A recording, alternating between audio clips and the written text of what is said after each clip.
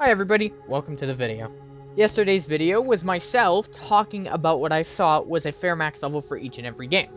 Today's video is going to continue that XP trend but turn it into a bit of a different direction. Today's video will be top 5 games to acquire max level in.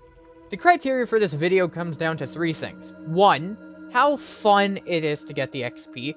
2.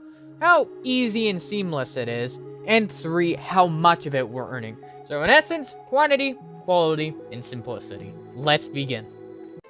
At number 5, I gave it to Death Run. Now, I understand that there's 75 levels and it takes a while to get through, probably 2,500 games. But allow me to explain.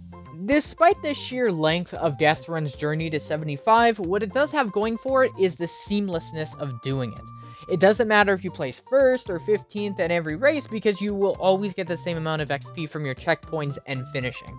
It's hard to justify if Death Run should even be number 5, because on one hand, you do make the case that yes, it has a super lengthy max level, but it's one of the easiest games to play, so I think that balances out for at least an honorable mention, but in my case, I did think top 5 was okay, but I respect it if you do not.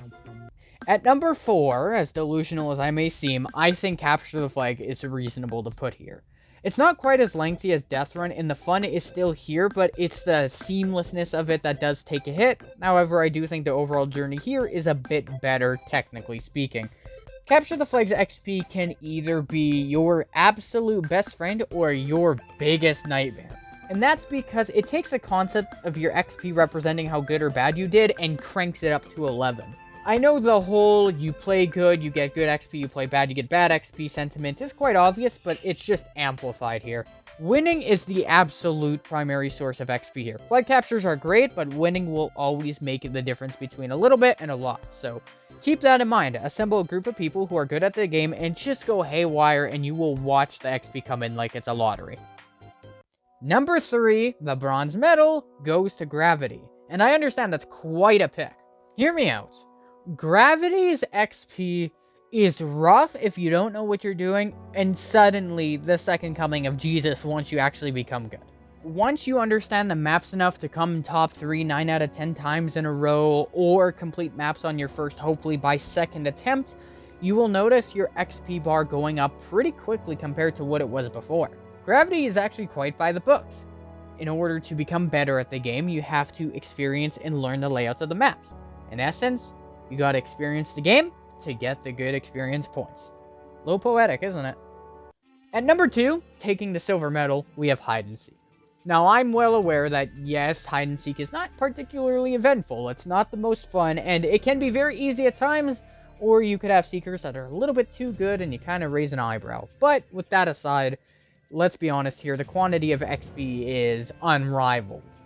In terms of just giving you sheer XP, Hide and Seek is the best for that. If you have Hive Plus and you're taunting and you win the game as a hider, you can bank on getting at least 550 XP. If you have an XP booster on top of that, that's 750 every 5 minutes. That's probably the highest XP output you could get in any Hive game. Now, I am aware that, yes, there are 75 levels and there's bound to be 100 soon. But on that same token, again, the XP output is so high here that I can't justify putting it anything lower than top 3 at least. So, with that in mind, Hide and Seek deservedly gets number 2. It's not often I give an honorable mention, but it was worth giving here, because Treasure Wars, if it was still around, would have been number 6 on this list. It does have a mountain's worth of XP to get through to reach level 100, I get that, but it also provided you with an appropriate amount of XP in order to reach that more effectively than not. Destroying treasures, winning, they were always great sources of XP, and that's why duos and solos were so much fun for me, because the amount of XP I got from those was noteworthy. A good solos and duos game would be close to 500 easy with Hive Plus, so for me, that was wonderful, and this would get number 6 because of that. Shockingly, there was no other game on this list that was better fit for the gold medal, number 1, than Block Drop. Not a lot of people would be aware of the fact just how generous the XP in this game is. And it's not so much that the XP given to you is generous, it's how much it takes to reach max that is generous, more so. Block Drop, you can probably get max level in, with Hive Plus mind you, in maybe 250 games. Probably 200 if you're really good. But the key here is that Block Drop doesn't excel in any of the 3 criteria that we talked about earlier. It's not the most fun game, it doesn't give the highest quantity of XP, nor is it quite the easiest to win, but it's the fine balance between the three that makes this game work so well. I don't regret maxing block drop. It was just a relaxful, peaceful trip to do, and I was glad I did it. I say this almost every time I talk about block drop, but it truly is probably the most underrated game on the Hive. It's comparable to Ground Wars for most people, which I think is just delusional. But listen, if you're looking for an easy game to reach max level in, I implore you to do block drop. And I implore you especially now to do it, because with it being under 200 players, well, you know how Hive feels about it. No, seriously, why would you take off Sky Wars Trios but keep Ground Wars? That doesn't even make sense!